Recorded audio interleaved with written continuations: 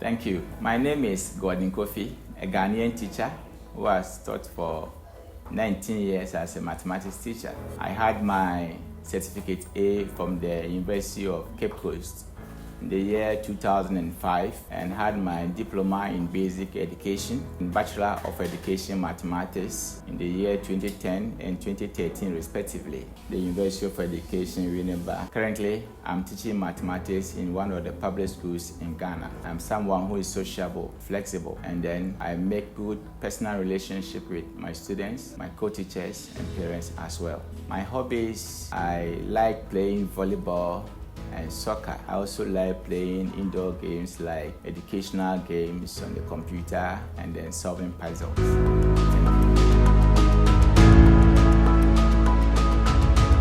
When I was in the junior high school, I was fortunate to meet my mathematics teacher. And this maths teacher taught with passion, taught with docility. He knew what he was doing, and that actually motivated me in the study of mathematics. I developed interest in mathematics because of that teacher, and since then I have loved mathematics. And fortunately, in my 19 years experience as mathematics teacher, I've been able to impact positively on students who I have been teaching. Most of the students I've been teaching within this time frame have also pursued their education, and most of them are working and teaching as mathematics teachers. Thank you. I personally have strong interest in soccer and volleyball. So in my school, anytime we have school games, I actively involve myself in it and I coach my students. Currently in my district, my school is topping the volleyball. When it comes to volleyball, my school is the best because of my impact. Thank you. Ever since I became a teacher, I've been teaching mathematics. I taught mathematics at the elementary level for 6 years. The age range was 6 to 11. I also came to the junior high school and I have taught for 13 years as mathematics teacher at the junior high school. The age range is 11 to 14. Thank you.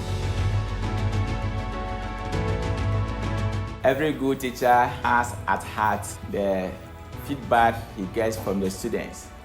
If you want to have a positive feedback or want to make sure that students understand the topic well, then you should also prepare well.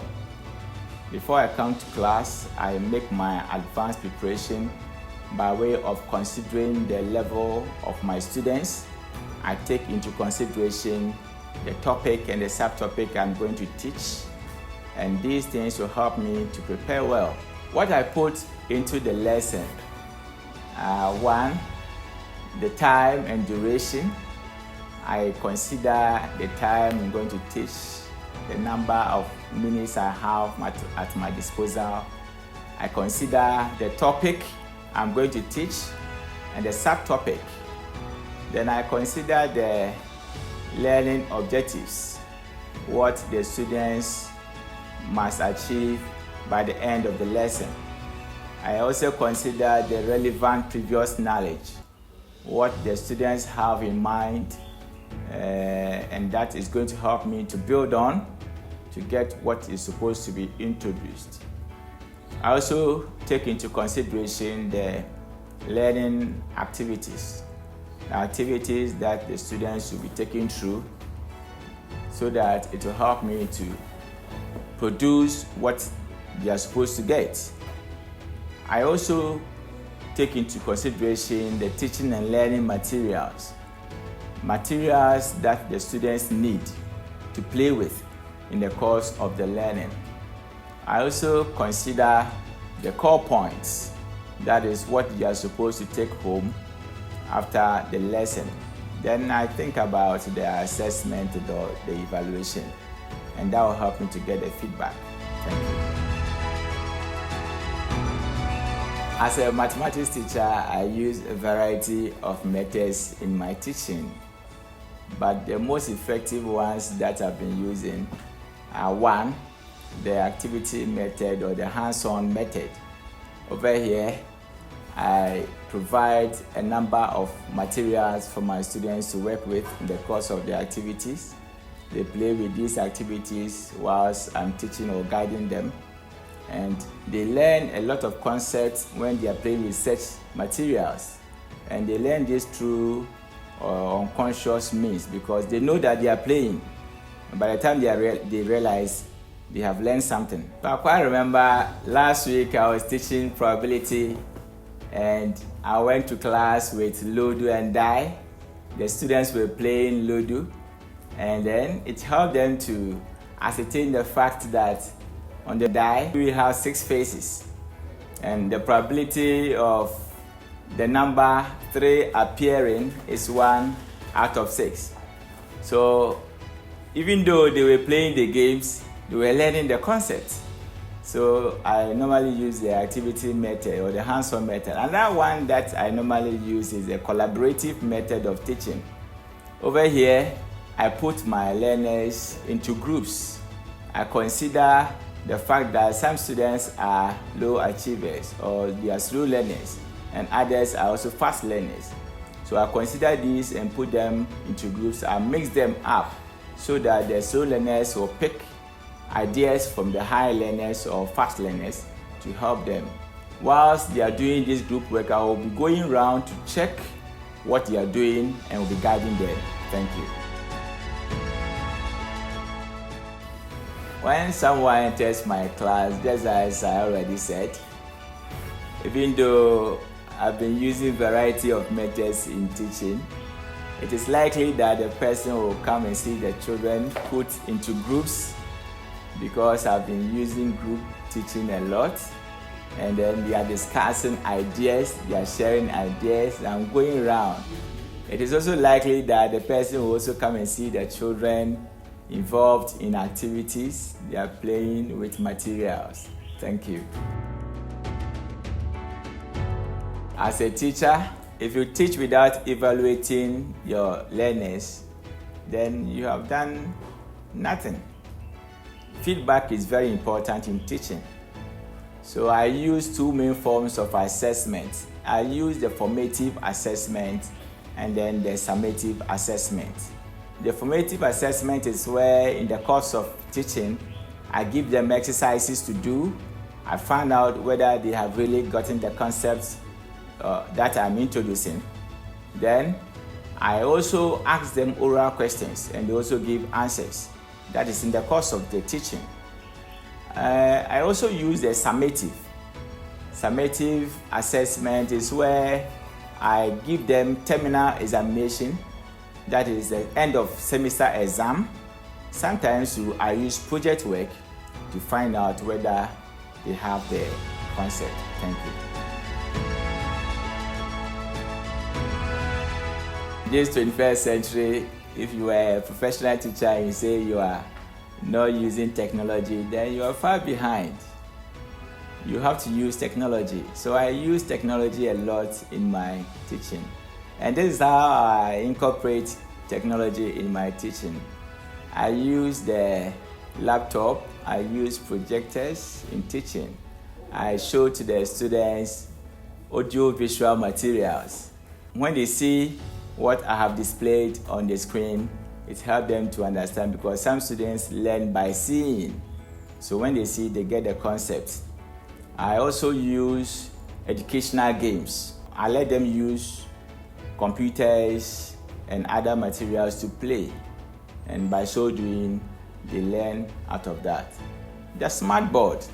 In Ghana here, we don't use smart boards. What we use in Ghana is a white marker boards. So I'm not having enough knowledge and ideas about the use of smart boards. Thank you. As a teacher, you should be expecting some of these things. It is possible you meet a student disturbing in class or making noise or not paying attention.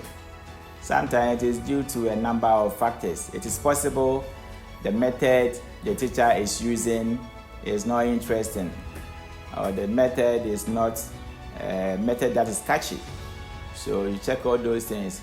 Now, if I meet such students in my class, this is what I normally do. I'll check whether the method I'm using is not favoring them. Then I quickly revise my method. That is one. Sometimes too, I use the proximity method.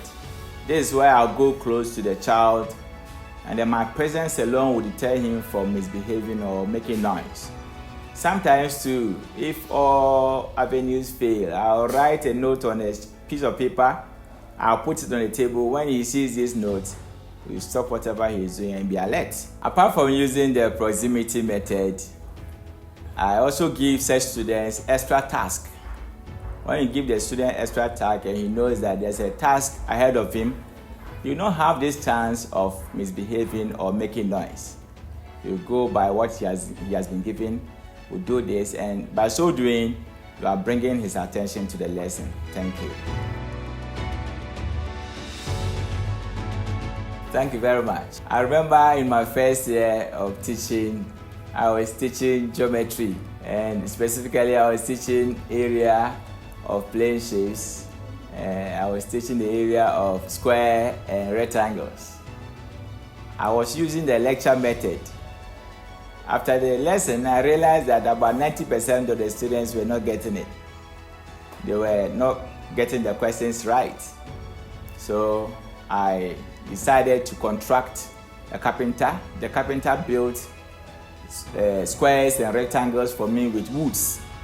The next day, I engaged the students in remedial teaching with the materials, and these materials help them to identify the length of the rectangles and the squares and the breadth of the rectangles.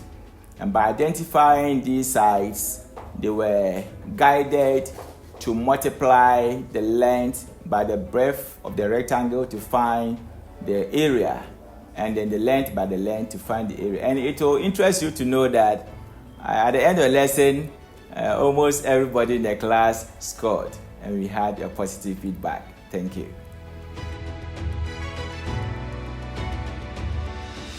I am a flexible person, especially when I come into contact with other people. I listen to their views. I give them time to also express their concerns and views. My students, I give them this opportunity to also express themselves. Especially in the course of the teaching, I let them come out with what they know. If there's something that should be built on, I build them on.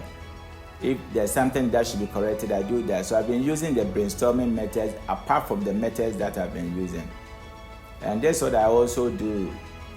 I also use variety of methods in teaching. I'm a flexible person because I can adapt to new methods of teaching. Thank you.